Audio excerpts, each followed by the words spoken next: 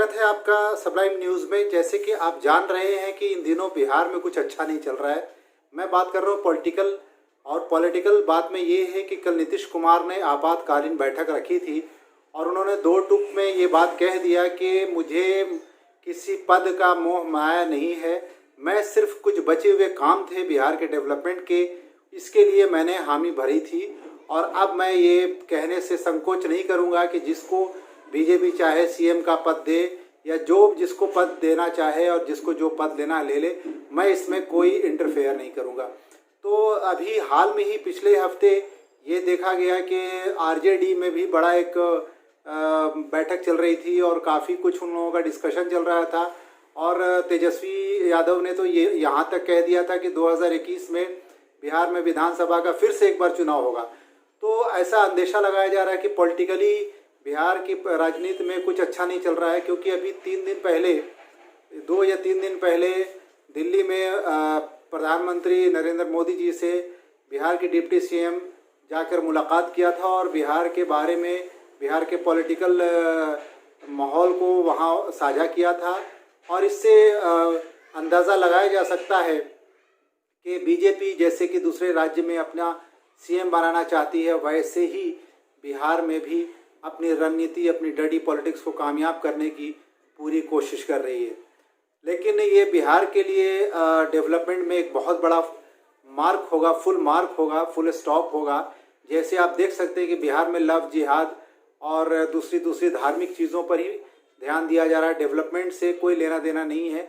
ऐसा बीजेपी की सरकार जिस राज्य में है वहाँ पर देखा जा रहा है। इसी लव जिहाद से जुड़े न्यूज़ में अगर बात करें तो कल मध्य प्रदेश में भी वहाँ से एक खबर आई कि वहाँ पर भी लव जिहाद का कानून पास करा गया है, जिसका ब्यौरा बहुत लंबा है, डिटेल लंबा है कि अगर किसी क्रॉस रिलीजन में कोई शादी कर रहा है तो पहले वो डीएम ऑफिस में आवेदन देगा 1 महीने पहले। और ये भी खबर आई कि पीछे एक कपल्स यूपी से दिल्ली के लिए प्लान कर गए और दिल्ली में जाके उन्होंने अपनी ज़िंदगी आगे की गुज़र बसर करने की प्लान किया और न्यूज़ रिपोर्टर से भी अपने बारे में साझा किया।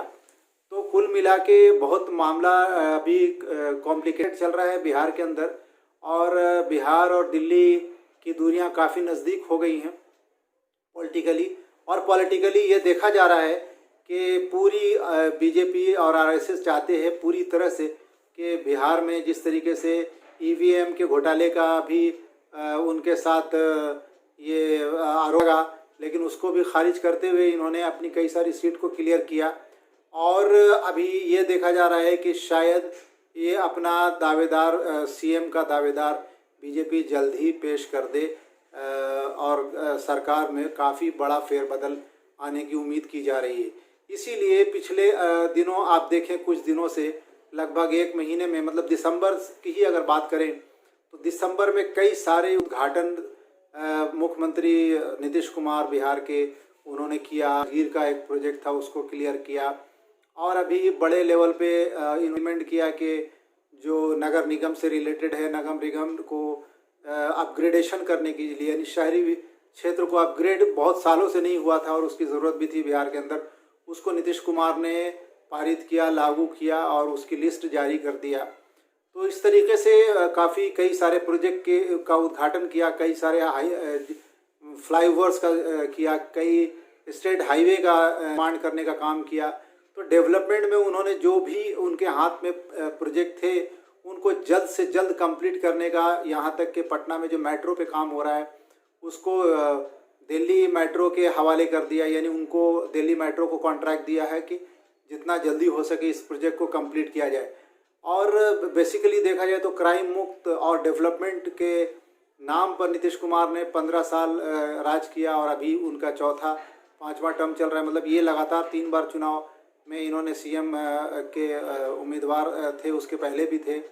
लेकिन अभी अगर इलेक्शन हुआ या सरकार में मुख्यमंत्री की कुर्सी पर कोई और बैठा तो उसके बाद का क्या हाल होगा, ये बहुत बताया जा रहा है कि बहुत ही मतलब ख़तरे का सिग्नल है। जो माहौल यूपी में है शायद वही बिहार में हो सकता है, ऐसा अनुमान लगाया जा रहा है। लेकिन ये सब अभी अनुमान है। और कल जेडीयू के राष्ट्रीय अध्यक्ष आरसीपी सिंह को माफ़ कीजिएगा, आरसीपी सिंह को जेडीयू का राष्ट्रीय अध्यक्ष बनाया गया। तो बहुत सारी चेंजेस आ रही हैं जेडीयू के अंदर। अब देखते हैं आगे क्या होता है। बने रहिए हमारे साथ। और अगर आप पहली बार देख रहे हैं दोस्तों तो सब्सक्राइब करना बिल्कुल ना भूलें और अपने ग्रुप में, अपने कांटेक्ट में हमारे न्यूज़ को ज़रूर शेयर किया कीजिए। इससे हमें हौसला मिलता है। Thank you so much.